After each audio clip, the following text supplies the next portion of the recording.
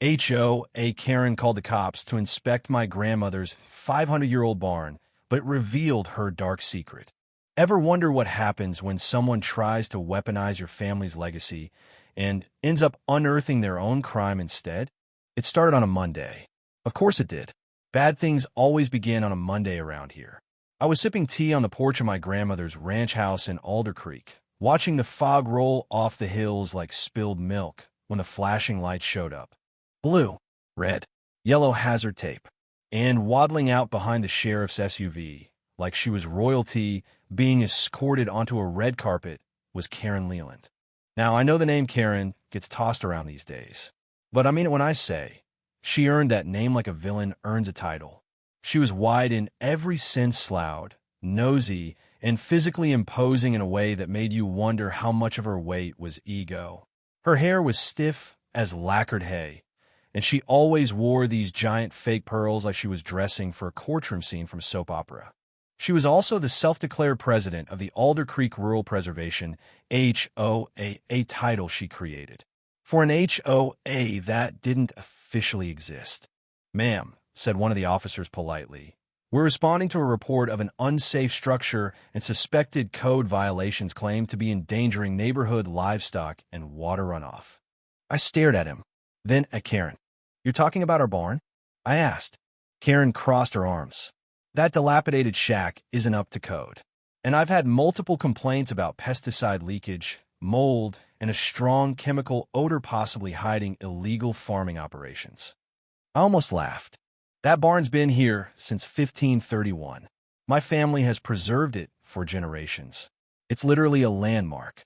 "Well, then you shouldn't mind an inspection," she sneered. "Unless you have something to hide." Well, I didn't know then she was the one hiding something. And her little stunt? It was about to blow up her entire world. The police inspected the barn thoroughly.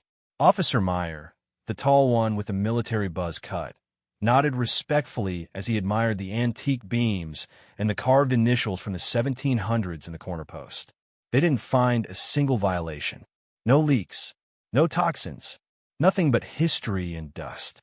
But as the team moved to wrap up, one of the rookies' fresh-faced kid named Alvarez caught a strange scent coming from the small shed that Karen had conveniently parked her golf cart beside. "Hey, Chief," he called out. "This smell doesn't match what's in the barn. Smells like paint thinner? Maybe something else." Karen's face went stiff. "That's my property," she snapped. "You have no warrant to search that shed."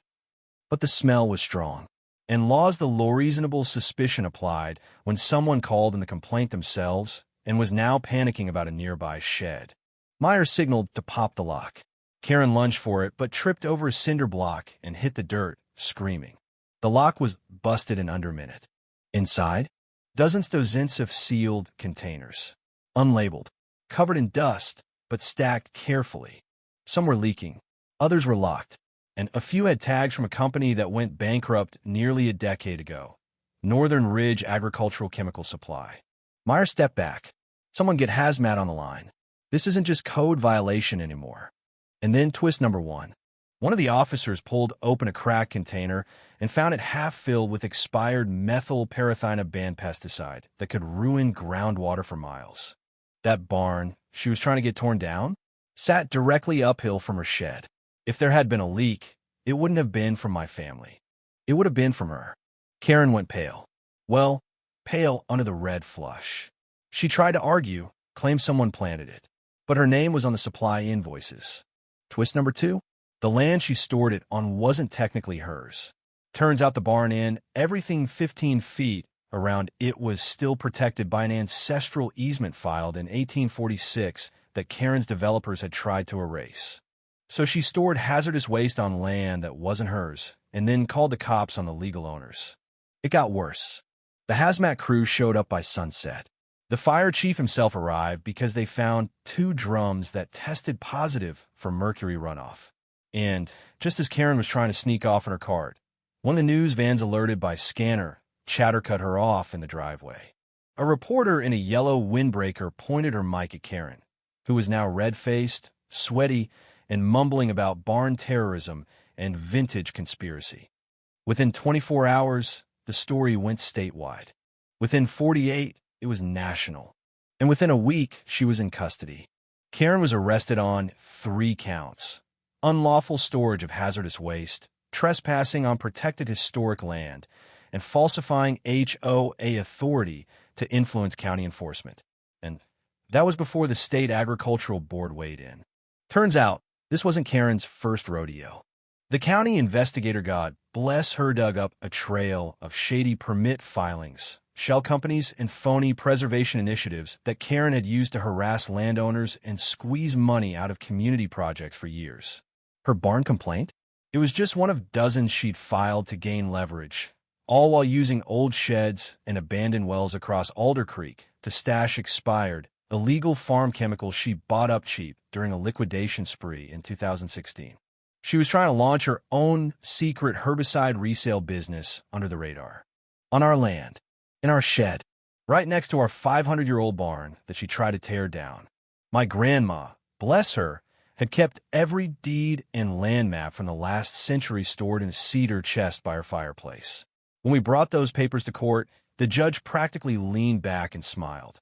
"Well," he said slowly, "I believe this makes one thing very clear. The only thing threatening Alder Creek's heritage is sitting at that defendant's table." Karen didn't even speak.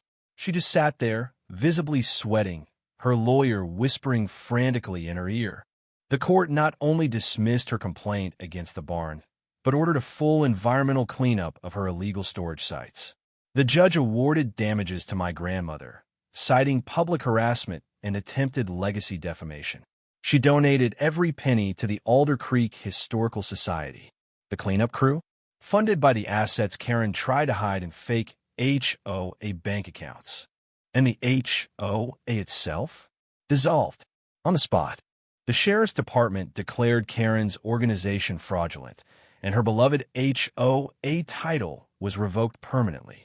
She lost her home, her influence, and her weekly community newsletter, which had mostly been passive-aggressive threats typed in Comic Sans. The final twist?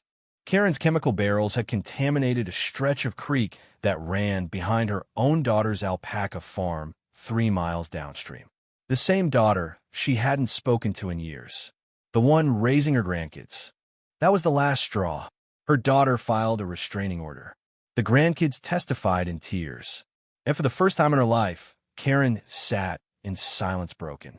Today, the barn still stands, strong as ever. We restored the southern wall with reclaimed oak and added solar-powered lighting for visitors. School groups come by every spring to learn about frontier history, preservation, and the dangers of HOA overreach. Right outside the barn stands a new plaque, carved into redwood and polished to shine. This land is not a code violation. It's a legacy. And guess who we named our heritage garden after? Karen. Not in tribute. As a warning. The Karen Lelandweed patch sits in the corner, untouched and overgrown, marked with a little sign that says, "Do not disturb. Nature will handle the rest." So let me ask you, was I wrong to protect my family's barn, or did karma simply open the right door? The end.